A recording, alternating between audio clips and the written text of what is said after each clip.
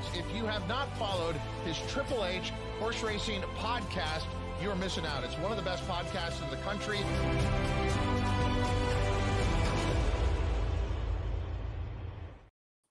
Hello and welcome to Keeneland today on the HHH Racing Podcast. I am your host, Noah Maher, and to my left is host of Betting and Boozing, Kyle Roscoe. He's got the shirt on, and co-host of Betting and Boozing down below us is good friend Mr. South Beach Charlie Freeman. As they're joining me to discuss the late pick 5 today. We're filming this on Monday morning at 11 Eastern. Thanks for joining us. Real quickly before we dive into the pick 5, let's do some peripherals. Of course, you can listen to us on Apple Podcasts, Spotify, and Anchor. We've got our regular Power Picks tip sheet that we've got every Saturday, 2 full cards. You can go purchase those on our website, but that does not necessarily include Keeneland. So if you want to get the Keeneland ones, of course, you can go do that at our website. We've got a comment in the chat from the boss himself. Can't join us, but he's here to make sure that it's not too late to sign up for Keeneland only or Team HHH Power Picks tip sheets. So all that good stuff is at our website right here down on the bottom of the screen. You can see right there, hhhracingpodcast.com. Got a great late pick 5 that we're going to be talking about. Glad to be joined by these two guys. I didn't know Kyle was coming on until about a few minutes ago, but he's got his work all done. Kyle, you ready to go? We might have other responsibilities in the morning, but there's no responsibilities that aren't good enough that we can't talk about a little Keeneland first. So happy to be here, guys, and Chuckles, my friend, when the old people are away, the boys will play. Yep, no, it's just us. It's I'm surprised I was able to make it. As you both know, my Mondays are normally very, very busy. It's not like I just have an 8 a.m. and then have the whole day to do whatever I want. So this was very tight to squeeze in the schedule, just like Kyle's. So you're both very lucky I'm here too. Appreciate the effort. I know we're going to be looking forward to hearing from these guys. Let's go ahead and get into the pick 5. I believe scratches are in. So if there's stuff that we miss for some reason, if you could please put that in the chat, we would greatly appreciate it. Late pick 5 starts with this race right here. Race 6, 3:40 local time. This is an allowance race, purse of $130,000, originally scheduled for the turf, but now going to be on the main track. You can see the scratches. The horses that remain in the race are the 2, 4, 8, 10, 12, and 13. Luckily, the horses that I had in my top 3 all stayed in, and I believe, Kyle, yours are the same. Yep. There are picks down on the bottom of the screen. I'm going 2, 4, 10. Charlie's going 4, 2, 8, of course, with his Wesley Ward bias, and Kyle is with him with the 4, 10, and 13. Charlie, will throw it to you because you are the Ward guy with the number 4, Wyco.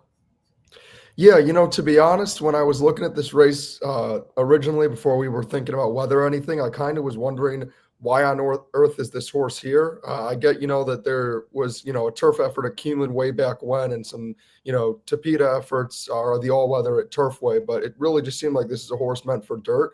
And I kind of wonder, I remember it happened, I forgot what the horse's name was, but there was a race yesterday where the trainer had admitted that they expected it to go off the turf, and that's why the horse ran, the one that beat Long Neck Paula.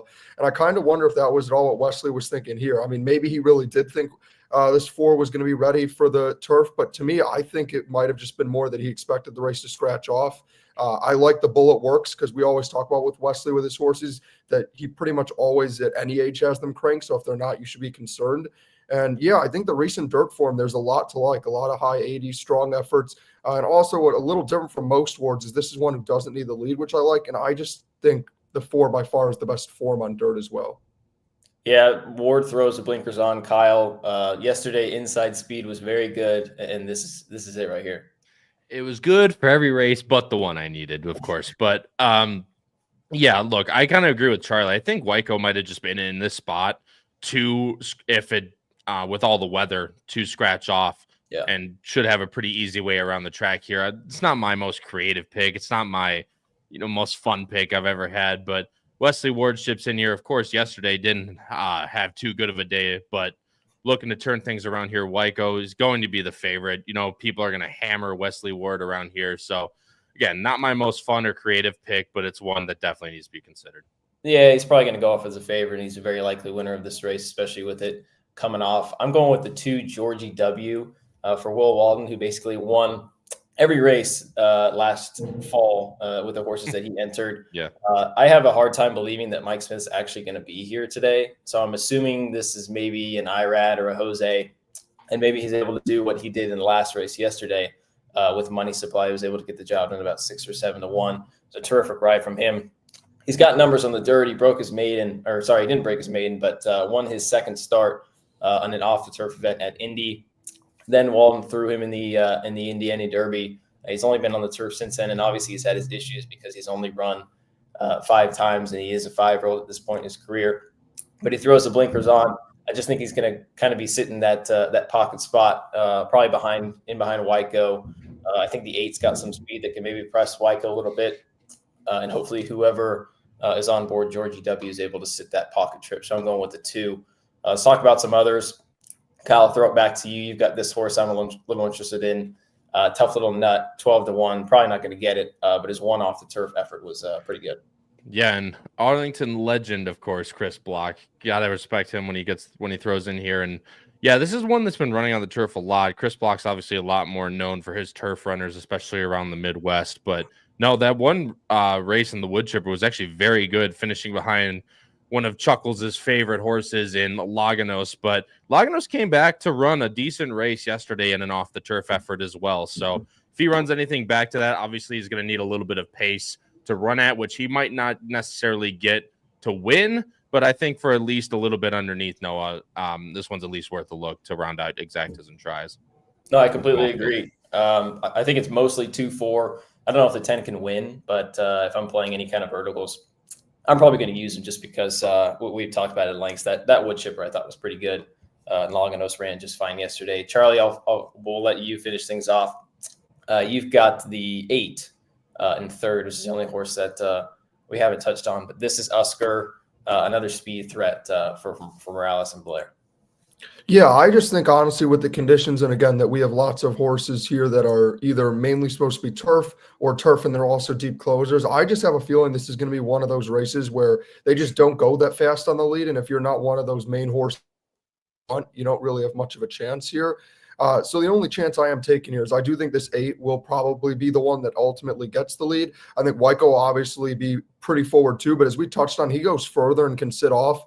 Whereas obviously this is Oscar has been, running at only 6 furlongs flat. So this is a big stretch out. I just thought there was a chance that this one doesn't get loose, but gets forward enough that these others then just have trouble making up ground in the bad conditions and can just hang on for a piece. And I agree with you, Noah, because I know I was the only other one who had the 2. I think the 2 certainly fits in here as well. And will probably get a similar trip to Wyco. I would expect the 2 of them to sit just off the 8. I just feel like in these conditions, it's going to be hard to really make up a lot of ground closing, especially for horses that aren't supposed to really be on this surface. And I guess just to talk about every single horse in this race, we only missed one of them. That being, of course, also eligible RG the Giza in that race. I only have him third. Paul Conlon says he has a shot. There's only really one reason why this horse was ever entered in here, and it was for this exact reason: scratch off the turf. He has really good efforts, including at Keeneland. Ran 6 1/4 behind Kings Barnes and War Campaign, which. There's definitely none of those in this race. I'll say that for sure. Definitely not in his best form right now. But if he can turn it around to those back numbers, I think he has a chance as well. Look, it's an off-the-turf effort at an off-the-turf race at Keeneland. Anything can happen. So, going to be a tough race, especially to make some money, especially if you like the Ward horse on top. Yeah, it'll be interesting to see how the track's playing by that point, because obviously the inside was pretty good yesterday. I'm sure the track won't be nearly as sloppy as it was yesterday. I do believe, as I look out my window, it is pretty sunny out there. I don't know how warm it is.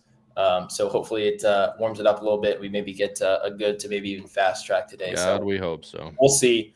But we'll move on to the second leg. Second leg of the late pick 5 is a stakes race. It's the Lafayette, $400,000 purse, 7 furlongs on the main track, of course.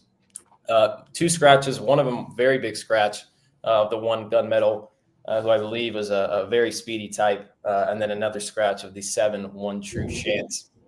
Leaves us with a field of 6.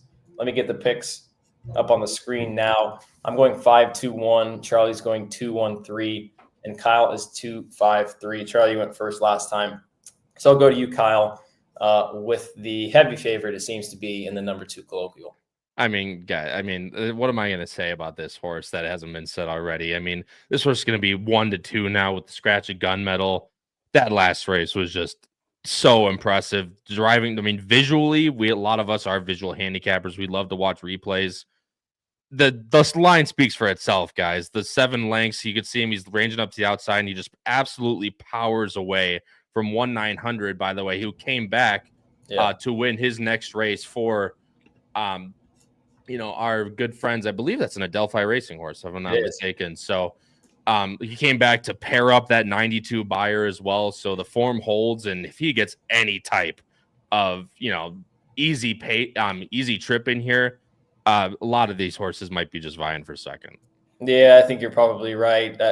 I'd be more inclined to go with him now that the 1's out, because I thought the 1 with some speed can maybe make things tough on him. I do think it's probably either 2 or 5. I know, Charlie, you got the 1 in second, but maybe there's some others that you could touch on. We throw it to you. The number 5, Gate to Wire, will be probably the second choice in this race. I thought the Swally was a very good race. Tried the Fountain of Youth 2 times, 2 turns, just was not his thing. Yep. But I thought he ran pretty well. He kind of ran in spots. He's only 4.5 lengths off of Sovereignty and River Thames, who we will see tomorrow in the Bluegrass on the Tuesday, which is something that doesn't quite happen often. Charlie, I'll throw it to you. You had the 2. Any comments on the 5, and then maybe you can touch on the 3. Yeah, no, I thought the 2 actually, the effort last time, don't get me wrong, obviously that was an impressive second time out, but I actually remember this horse because I thought the debut was ridiculous. I actually was at the OTB, I think, that day, I know I was watching, because I remember watching that race and just being like, oh, this Menti horse is just gone. I think that was the horse with all the hype because of connections to fierceness or something, and then all of a sudden Colloquial just flies out of nowhere and nearly gets there. But then, going into the 5, I will say, no, I'm a little surprised to see that you sort of have changed your opinion a little bit on Gate to Wire. I think this is a bit of a complicated horse to figure out, and that obviously, was supposed to be on turf, had that decent debut, then came back as the heavy favorite and just did not fire at all in the futurity. Then, went into the juvenile sprint, which was just way too difficult. And then after that, tried Tapeta. They seemed like they didn't really know what to do with him. And then just gets the absolute dream setup 2 back, because all the favorites, Gunmetal and Macho Music, were just taking each other out with setting ridiculous fractions to set it up for Gate to Wire. I will agree with you, though. I did not think he was going to do any running in the Fountain of Youth, so maybe that's what changed it. I would probably move now him into second or third to replace the 1 who scratched. I think he needed the setup a little bit more and would be better if the 1 was still in this race, but I also just think he has enough natural ability compared to some of these others to get a piece. And then moving into the 3, this is one that, again, I really only had in my top 3 because of, again, how speed favoring it was playing and being towards the inside, and that, Smokin' Wicked has had some nice efforts and run against some really nice fields. I mean, you look early in the career against Politically Correct, ran against Showcase, First Resort, Chancer, Ferocious, Tip Top. I mean, this horse has been through the gauntlet more than anyone else in this field, and has a bunch of really high figures that absolutely fit. Now I think with the 1 out, the 3 kind of goes from one that I just thought, could have a chance to finish in the top 3 to now I think has a real shot in this race, because now the 3's probably the one who gets the lead. The 2 probably just tries to sit right off. But if this 3 is able to get fast enough to clear and get the rail, we talked about it. The rail's been really tough. I think the 2 would still ultimately be a single for me, but if you're looking for a price to, try to blow the sequence up, I don't think Smokin' Wicked's impossible. I don't think so either. Kyle, what did I say? Did I say Swally? It's Swally, yeah. I realized. Yeah. So see the soil. Bro hit him with the Dale for friggin' Pitbull, dude. That was crazy. Yeah. But I'll say the last thing I want to say on the 5 is the fact that, again, he ran so good in the Swally. Then he goes 2 turns. Realistically, he doesn't run that bad. He only runs 4.5 off of Sovereignty, as you said. Now it gets back to how well he ran in the Swale. Granted, again, you got a dream setup, as Charlie said, but you'd imagine if he's going to be 5-1, and really his only proven effort over this type of distance and surface is exactly, he has to improve to beat a horse like Colloquial, but you can go straight 2-5 here. Granted, it might not pay you that much, but if you want to make horse on a money like Colloquial, who's going to be 1-2, that, a straight 1-5 or 2-5 exacta, might be the way to do it. Yeah, and even though the 1 is out, I think there still is a decent amount of speed. Charlie talks about the 3 who's going to be quick from the inside. And then this horse, Rolando, I Rolando, think yeah. is going to be right on the lead, if not just off of it. So I- maybe a little tougher for him to get it on the win end, but still a little bit of speed to maybe set it up for gate to wire. Yeah, no, I agree. The other thing I was just going to add was on the 8th. That was the only other one I want to touch on. I didn't have this one anywhere because I could just be remembering this wrong, but I know it's a race I paid very important attention to, so I don't think I'm wrong. But I thought this horse was entered into the Lexington. So I think it's interesting that this one was entered into the Lexington and yet is still actually, running here. I mean, granted, I don't think this horse would have had a chance in the Lexington, but still to not even take that chance and go to this race is just interesting to me. But this was one, again, I got to see at Gulfstream last time out. I thought ran really big that day. Was a horse that originally in that race wasn't taking money. And then right before the race, we always talk about that computer betting, and the horse got pounded down to being the heavy favorite right as they went off, and then got the win. So I don't think the 8's completely impossible, but with the IRAD tax and other factors, I'd look elsewhere. Yeah, One horse less for Prater to deal with, Charlie. Would have been one more horse to add to the defeat list, but it's okay. Shot anyway. Yeah, it's all right.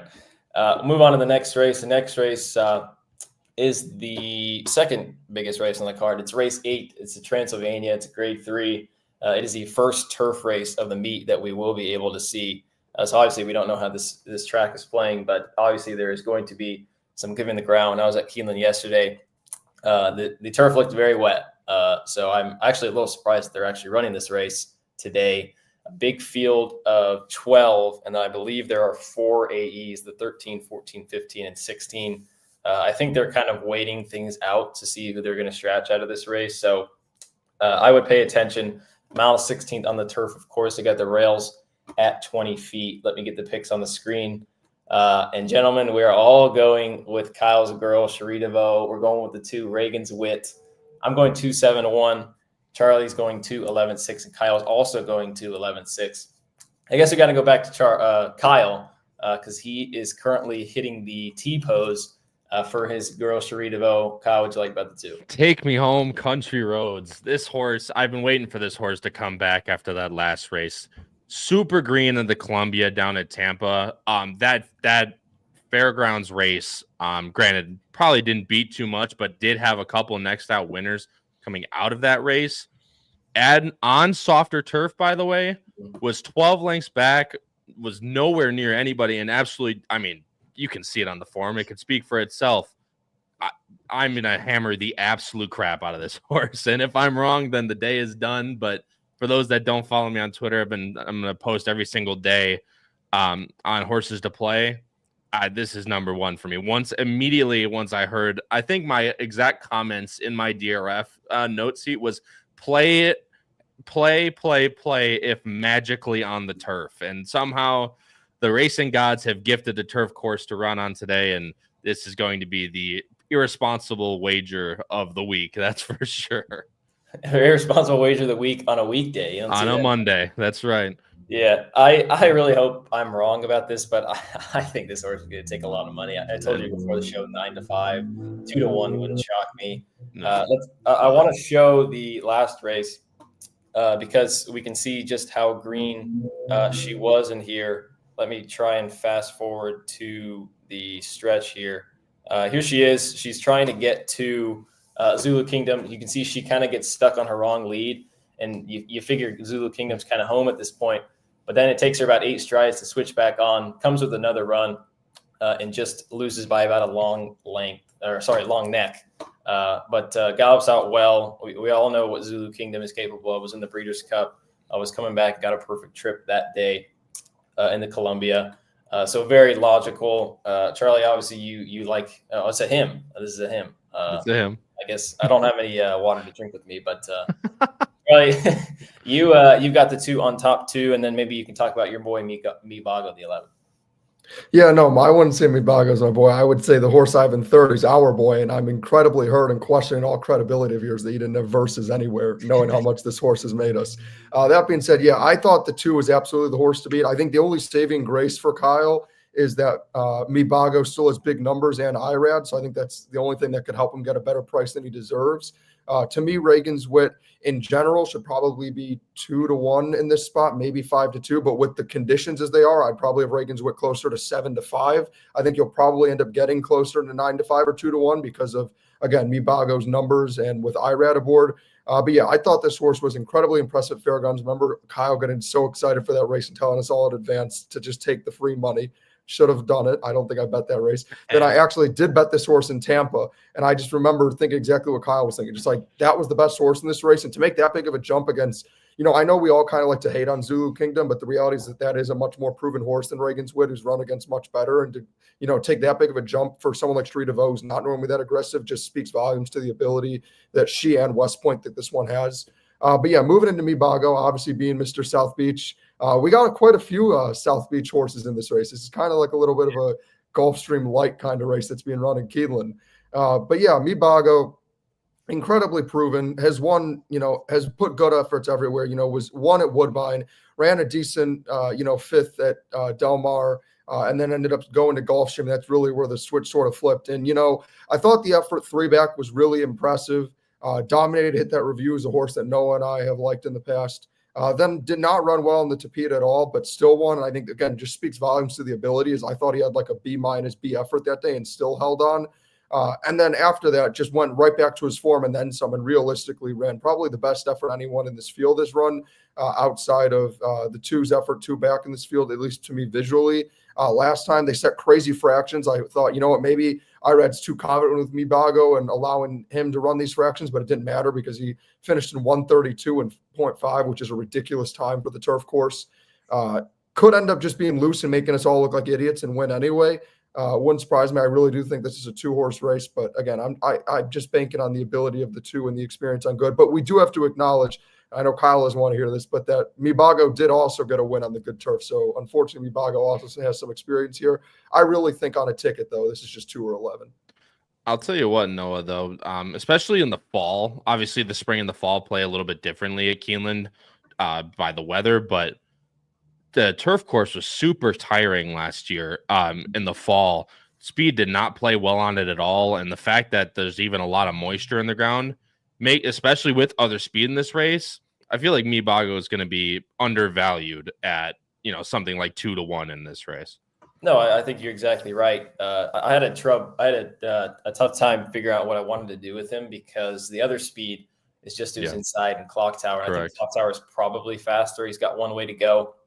But reluctantly, I will say I think Mibago is plenty good enough to just kind of sit off the flank of the 10 and then kind of go by in the stretch and hopefully hold on others. But I don't really know vertically if I want to find out if he's able to do that at 3-1. So I've got him in third. I'd be using him in the pick 5, but a little reluctant to play maybe a win bet or so at that low price. We'll touch on 2 more horses.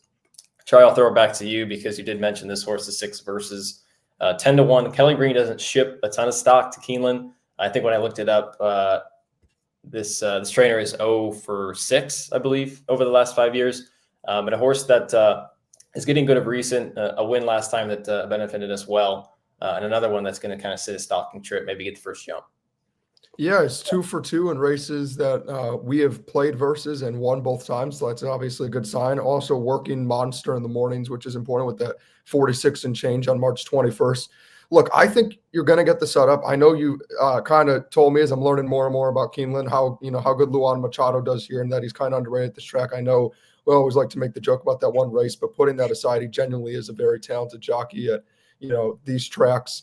I think, again, the setup will be there. This horse visually to me is getting better with every star. I understand that, it says a 78 buyer, so the horse technically regressed. But to me, I thought that was just a super impressive effort. Did not get the easiest trip, but was able just on pure effort and ability to just gut it out and get the win anyway. Certainly will get the setup in this race as well. I think the big issue, though, is ultimately I think the 2 is just has a stronger kick, so I don't think Versus can necessarily win here. That being said, if you are looking to try to beat the favorites, I don't think you'll get 10-1, but if you get anywhere near it, certainly something that could blow up the sequence. And definitely a horse, and I'll let you speak on it a little more, Kyle, but I think this is a horse who makes a ton of sense to play underneath, especially if the speed duel that you were talking about that could happen, Kyle, ends up setting up. Oh, this is if there's any horse to me that beats the 2, it's this horse at a good price. With the way the pace is played at Keeneland over the past, like I said, in the fall, obviously they play differently, but especially with given the ground, that's going to be the one question for this horse is what's the given the ground going to do? But the race 2 back was very good against Ford Steel and obviously ran super well again at Gulfstream Park last time out. So I think if there's anyone that beats the 2 in this race, I would be willing to take the 6 at what's going to be a pretty decent price. Yeah, I think you should get a decent price just because people are sometimes skeptical, me included, about the horses that are coming in from Gulfstream to Keeneland just because the turf is so much different. Correct. Especially now with the weather that we've had here in Lexington. So should get every bit of 10-1, if not very close. You're not getting the derf up here. No, I'll tell you that much. About the complete opposite. It gets some thick rough down here. Kyle, we've been on it. That's right. Last horse we'll touch on is a horse I got in second. That's Test Score. Jackson, I believe he's not watching this because it's not even 8:30 on the West Coast. But if you are, would love to see you in the chat. This is a horse he was a big fan of down at Del Mar on the undercard of Breeders' Cup weekend. Motion has a lot of success here at Keeneland, brings a lot of horses. Manny Franco doesn't ride here a ton, but hops on. And he was on when he got his maiden victory at Keeneland on October 4th back in the fall. So I think he's kind of slowly up on the improve. The numbers don't necessarily reflect that, but I think the last race, the Kitten's Joy, was just fine, but I think it was just kind of a starting spot to get him ready for his 3-year-old year. So I'm expecting a big effort from Test Score, but we'll go ahead and move on to the next race. The next race is the feature on the card.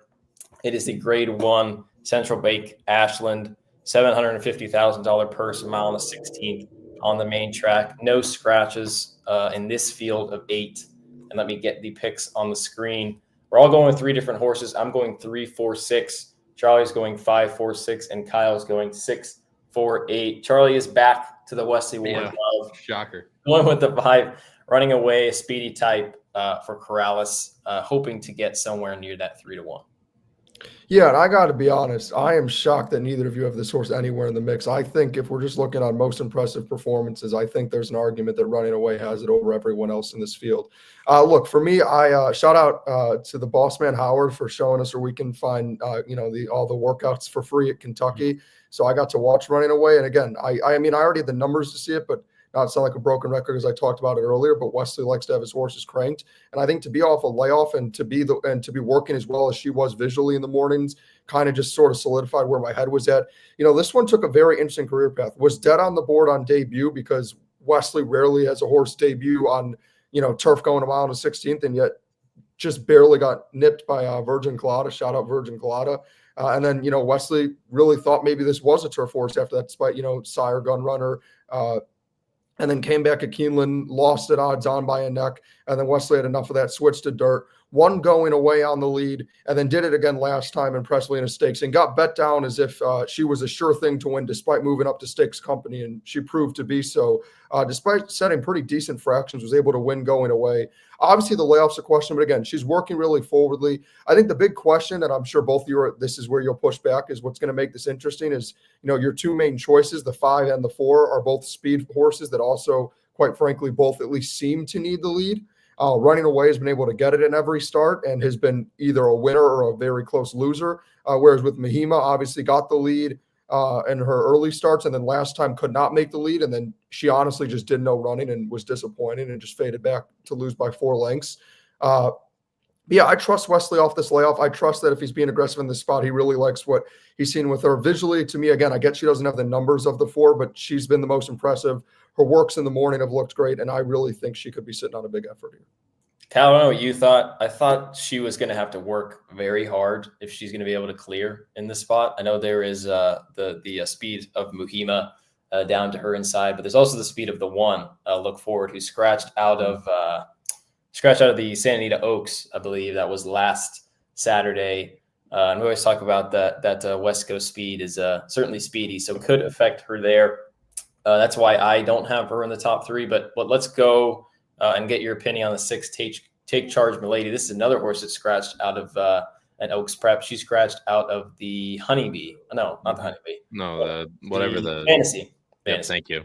Kenny McPeak, I believe there was a DRF article talking about how Take Charge Milady's Grand Dam was in this race way back when, probably when I wasn't even alive. But the Honeybee was a complete toss. And if you scratch that race, she is certainly on the improve.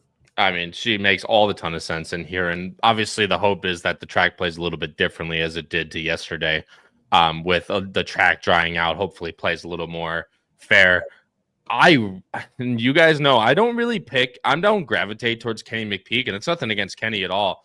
But I think she has a big shot in here, and I think you're going to get a good price on her because of that last race. Mm-hmm. She's never in it, bobbled at the start, got pinched. You could see it she was last by 13, and that's not what this horse wants to do. So getting back to what should be a mid tracking position against horses that one have not been proven, and two, where there's a lot of speed in here, I think people are going to, write her off a little bit. You see the morning line 8-1. If you get middling price on this horse, I feel like that's well and truly enough to take a shot. One, especially Kenny McPeak doesn't work them fast, and she's working very, very well. No, absolutely. I agree with everything you said. I think a lot of people are going to kind of take the stance that we're taking. I know all of us have Muhima in second, but she's just a little hard to trust. So I think there are going to be horses that people are interested in, and I certainly think this is one of them. I'll touch on Muhima real quick, just because we'll try to speed things up a little bit here. Muhima, obviously, last time when we watched that race in the Honeybee was a little disappointing. She was, odds on, even money favorite that day, but that race has just gotten better and better over time. Quiet Side came back and won the Fantasy, and then 5G and came back and won. I believe that was last week or 2 weeks ago. Yep. Down in South Florida, excuse me. She's second off the bench. It's just a question of whether she's able to kind of sit again, because I think the 1 and the 5 are faster than her, but she could certainly find herself in a good spot. And then the horse I'm going with is the 3 Super Speed. Of course, I am West Coast biased. This is not exactly why I picked her. But I just think she's going to set a really good trip. She's going to be just kind of behind the leaders. I think the 1, 4, and 5 could heat things up.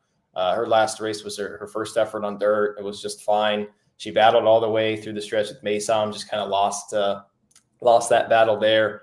Obviously, it was a 4-horse field, so it's a little bit worrisome now that she faces 7 other rivals. But I still think she's got some to prove. And she's been working very well in the mornings. I watched her work on the 28th, and it looked lights out. So I think Sadler's shipping with intention. So hopefully Super Speed can get it done for me in this year's Ashland. We'll go ahead and move on to the last race as I get the Equibase up. Last race is a 7-furlong event on the main track. It's a starter allowance, 50,000. We've got one scratch in the main body of the one hit will be fun. And then the 4 AEs to the outside, 13, 14, 15, and 16 are all scratched. Boys, I thought this was a really tough race. And not a lot of horses that I could trust. Let me go ahead and find where my picks are right here. There we go. I'm going 9, 3, 11. Charlie is going 6, 11, 12. And Kyle, you are chalking out with the 11. You're going 11, 9, 6. So I'll throw it back to you. I am Irish, so I'm a big fan of this horse name-wise. But I am trying to beat him in the finale today. But you've got the 11 Golden Irish. Yeah, my view is exactly as Noah's. I could probably play something such as like all single all the way I feel about these races. This race is super tough. I mean, there's so many different horses you can make a case for in here. The pace is going to be obviously the real question here, especially with my 11 drawn all the way to the outside. Look, she's ran really good races. It's just a matter of, again, she's been a little hard to trust. I mean, she didn't run very well. She was kind of at odds on 3 to 5 at Oaklawn. I think the 7, though, does hit her pretty well, especially going back to her first 2 races, both in Kentucky, might I add. That first race, I mean, she blew the doors off that field. There wasn't much in there. That was a Brad Cox $30,000 maiden race, but ran well in the starter allowance coming back, and didn't get seen until January, then March. So I thought the last race was also very good, losing to a pretty decent horse in Carson Bay, who came back twice since that race. Gary Schurer ran her back 2 times since March 3rd.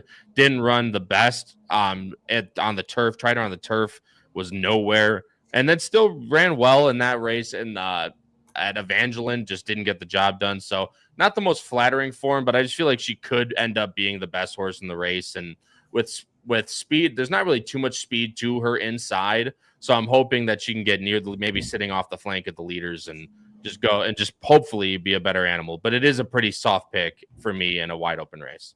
There's not a lot of speed in this race in general, and I think her best method of victory might just be going straight to the lead, because she kind of got that stalking trip right off the lead last time. Yeah, it looked like she was going to win by like 5, and then couldn't quite get to Carson Bay. I don't know if that was just because she hung, or maybe she just didn't have her best that day. But I think if she brings her best, she's certainly one that you can consider.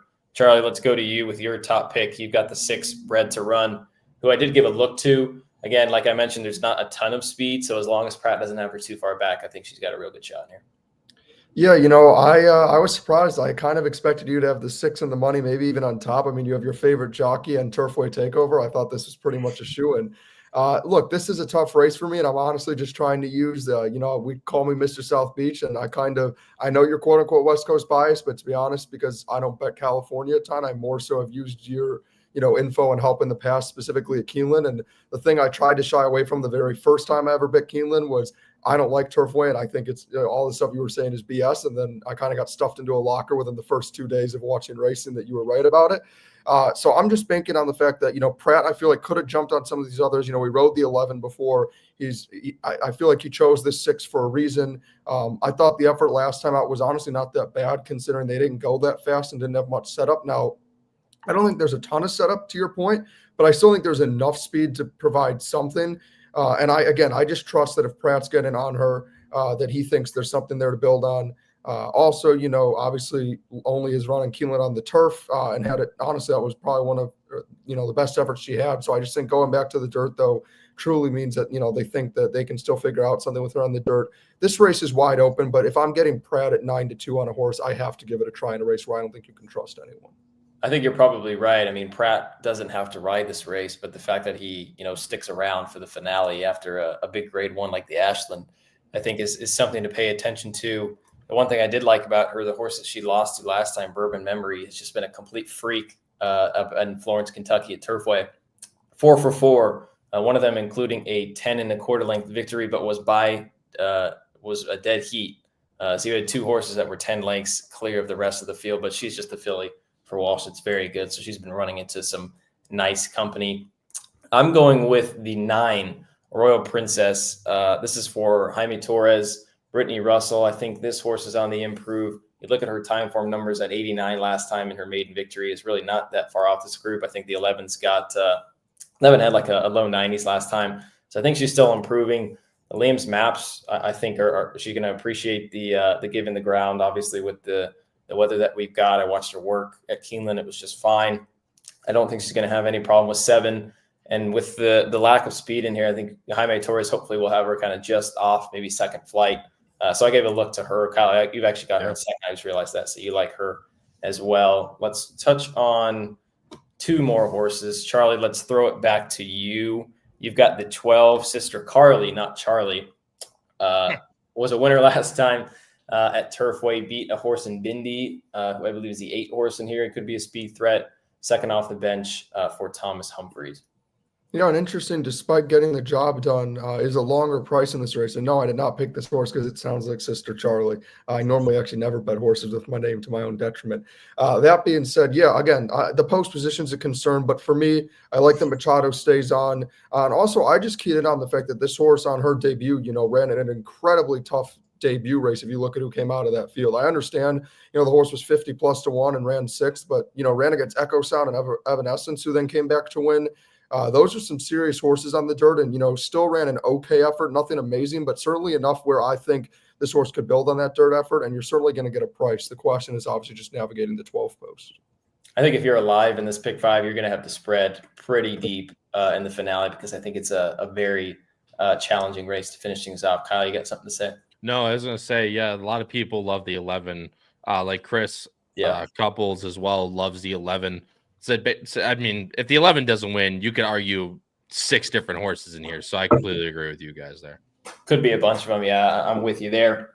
Boys, it's been fun.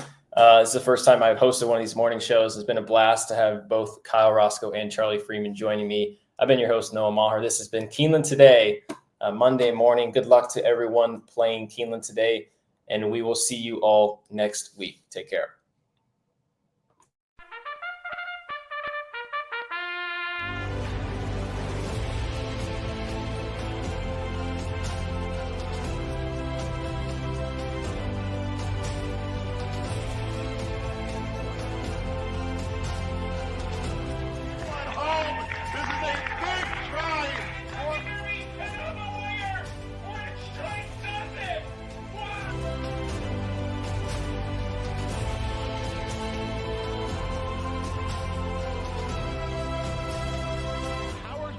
If you have not followed his Triple H horse racing podcast, you're missing out. It's one of the best podcasts in the country.